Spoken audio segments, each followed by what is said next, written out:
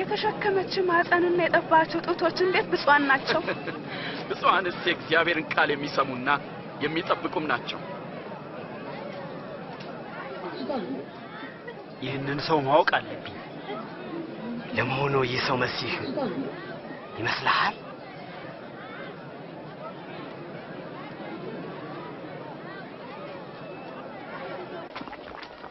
አንድ ፈሪሳዊም ኢየሱስን ራት ይበላ ዘንድ ጋበዘው።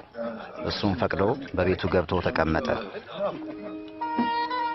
ልጆች ወደዚያ ሄዱና ተጫወቱ። ሰሙኛላችሁ? ሂዱ። ልጆች ተንኮልና ጥፋት ይወዳሉ። ደሞ እዚህ ምን ትሰራለች? እኔ እንጃ።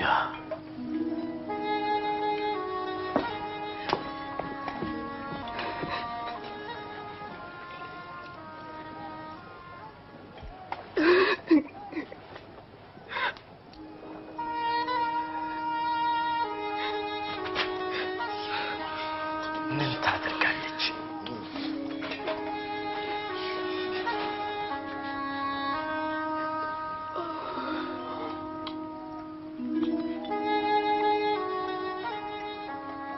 በርግጥ ይሰው ነብይ ቢሆን ኖሮ ይቺ የምትነካው ሴት ማን መሆኗን ባወቀ ነበር።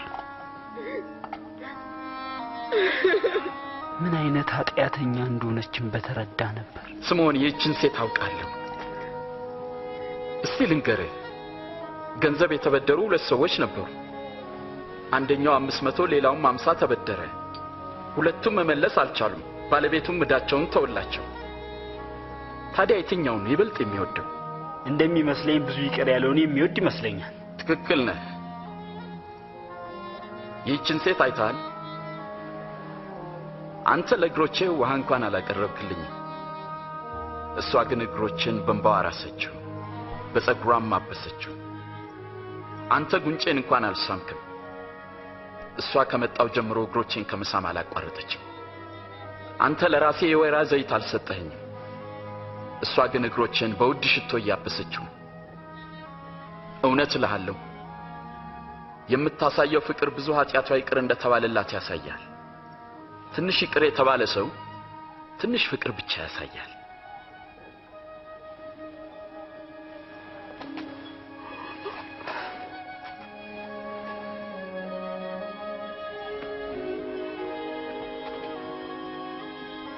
ልጄ ሆይ ኃጢያትሽ ተሰርዮልሻል፣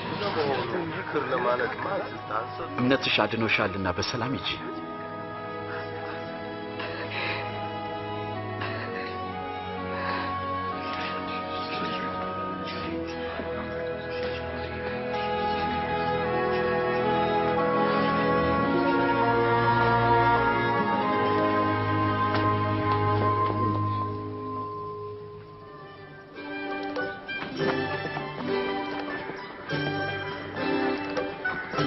ከዚህም በኋላ ኢየሱስ እየሰበከና ስለ እግዚአብሔር መንግሥት የምስራች እየተናገረ ነበር።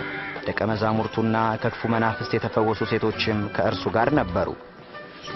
ከእነርሱም መካከል ማርያም መግደላዊት፣ የሄሮድስ አዛዥ የኩዛ ሚስት ዮሐናም፣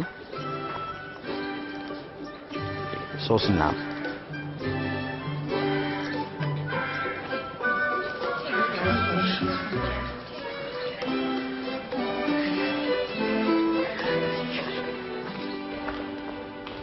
በገሊላ የሮማን ደራሴ ሆኖ ይገዛ የነበረው ሄሮድስ የወንድሙን ሚስት በማግባቱ ስለገሰጸው ዮሐንስ መጥምቁን ወደ እስር ቤት ጣለው።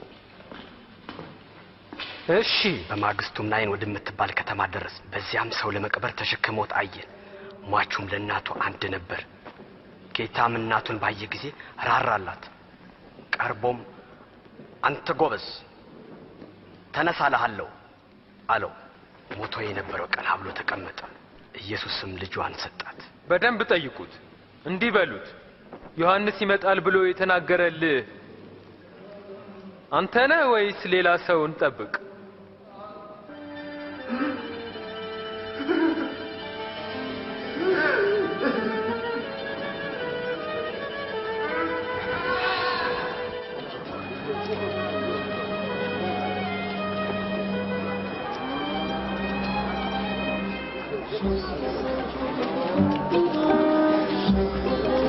Thank you.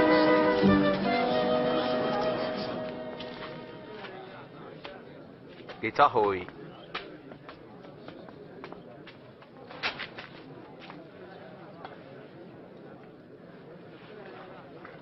ጌታ ሆይ መጥምቅ ዮሐንስን ጠይቅ ዘንድ ላከን። ይመጣል የተባልከው መሲህ አንተ ነህን ወይስ ሌላውን እንጠብቅ ብለዋል? ሂዱና ለዮሐንስ ያያችሁትን ንገሩት። ዕውሮች ያያሉ፣ አንካሶችም ይዘላሉ። በእኔ የማይሰናከለው ምንኛ ብፁዕ ነው።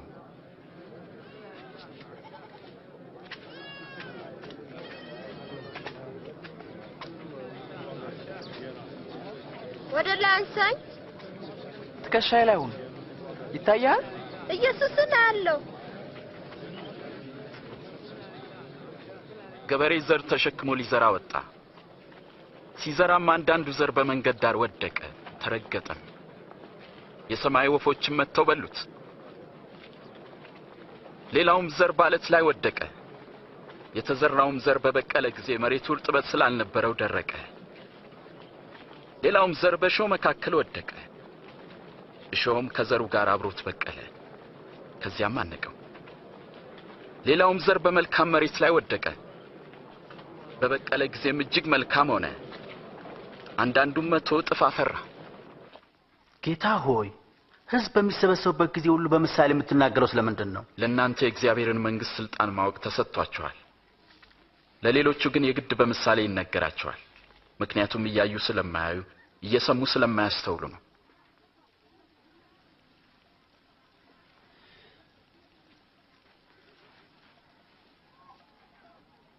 የምሳሌውም ትርጉም ነው።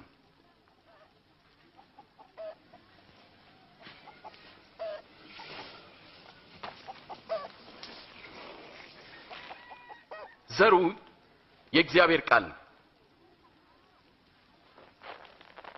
እነዚያ በመንገድ ዳር ላይ የወደቁት ዘሮች ቃሉን የሚሰሙት ናቸው። ዲያብሎስ ይመጣል፣ እንዳያምኑም ቃሉን ከልባቸው ይወስዳል። በዓለት ላይ የወደቁት ዘሮች ቃሉን ሲሰሙ በደስታ የሚቀበሉት ሰዎች ናቸው። ሆኖም ስር የላቸውም። የሚያምኑትም ለጊዜው ነው። ፈተና በመጣ ጊዜ ግን ፈርተው ይክዳሉ። እነዚያ በእሾህ መካከል የወደቁት ቃሉን የሚሰሙት ናቸው። ግን ስለ ራሳቸው በማሰብ በባለጠግነታቸውና በምቾታቸው ይታነቃሉ። ስለዚህ ሙሉ ፍሬ አያፈሩም። በመልካም መሬት ላይ የወደቁት ደግሞ እነርሱ በመልካምና በጎ ልብ የቃሉን መልእክት ሰምተው የሚጠብቁት ናቸው። በምድርም ሙሉ ፍሬን የሚያፈሩ ናቸው።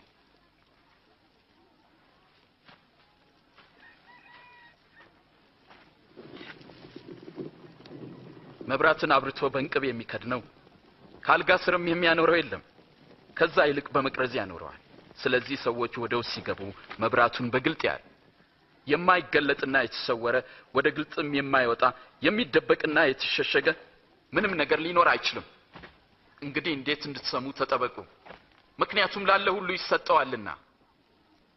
ከሌለውም አለኝ የሚለው ያው ጥቂቱ ነገር እንኳን ይወሰድበታል። መምህር፣ እናትና ወንድሞች ከውጭ ቆመው ሊያዩ ይፈልጋሉ። እናትና ወንድሞቼ እግዚአብሔርን ቃል የሚሰሙና የሚታዘዙም ናቸው።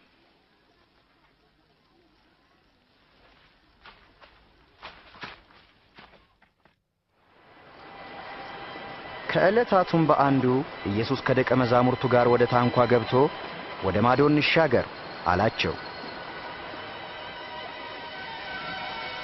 እነርሱም ተነሱ። ሲሄዱም ሳለ እርሱ አንቀላፋ።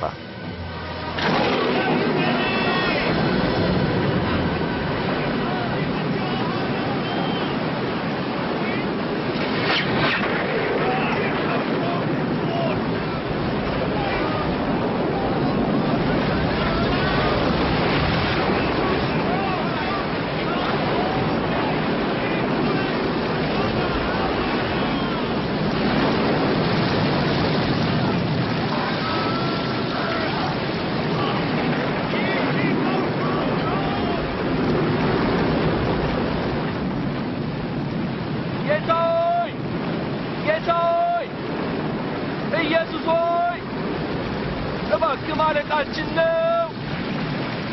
ማዕበሉ እያናወጠን ነው። እባን ጌታ ሆይ አድነን።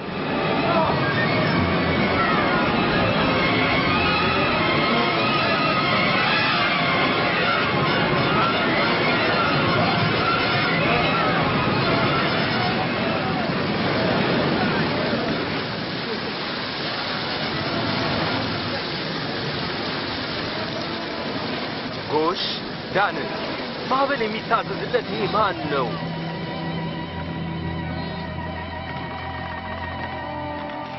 እምነታችሁ ወዴት አለ?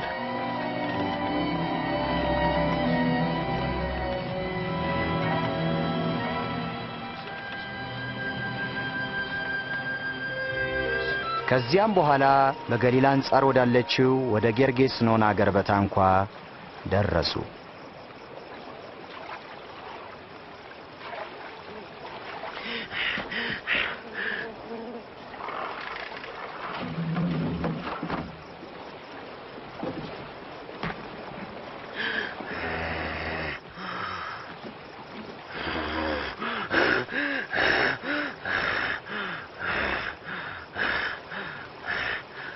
ኢየሱስ ሆይ የልዑል እግዚአብሔር ልጅ ሆይ እኔ ካንተ ጋር ምን አለኝ? እባክህ አታሰቃይ። ማን ትባላለህ?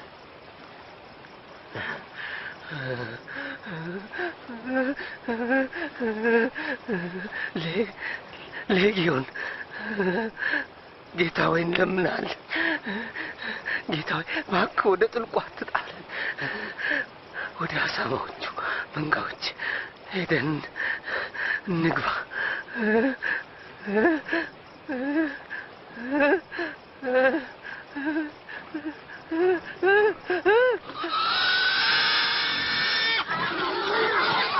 ኤይ ተመለሱ! ቁም! ተመለስ! አጋንንትም ከሰውየው ላይ ወጥተው ወደ እሪያዎቹ ገቡ።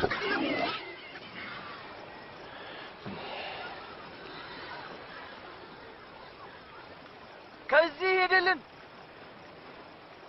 ሂድ፣ አንፈልግህም! ተወን! ከዚህ ቦታ ሂድልን! ሂድ፣ ጥፋ! ሂድ፣ ከዚህ ቦታ ጥፋ! ወደምትሄድበት ሁሉ እከተልሃለሁ። እባክህ ካንተ ጋር ልምጣ። ቤቴ ሄደ እግዚአብሔር ያደረገልህን ተናገር።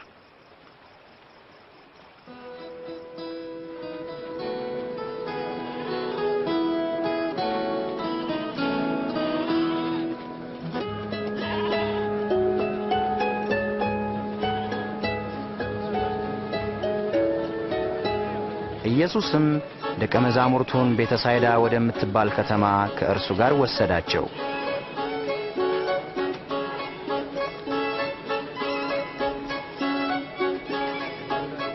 ሕዝቡም ስለ እርሱ ስላወቁ በብዛት ተከተሉት።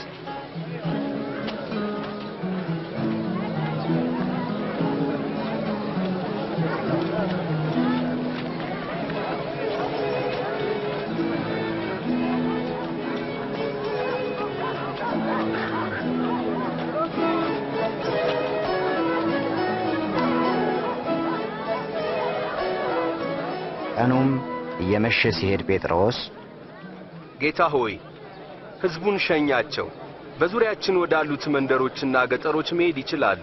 በዚያም ማደሪያና ምግባቸውን ይፈልጉ፣ በዚህ አንዳች የለም።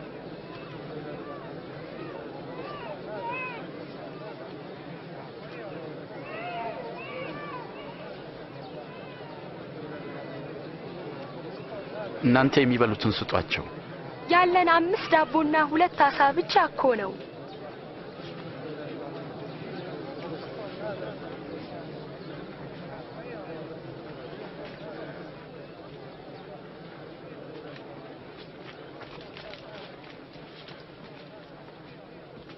የዓለም ንጉሥ እግዚአብሔር ሆይ ከምድር በረከቱን የምትሰጥ ይህን ዳቦና ዓሣ ባርክልን።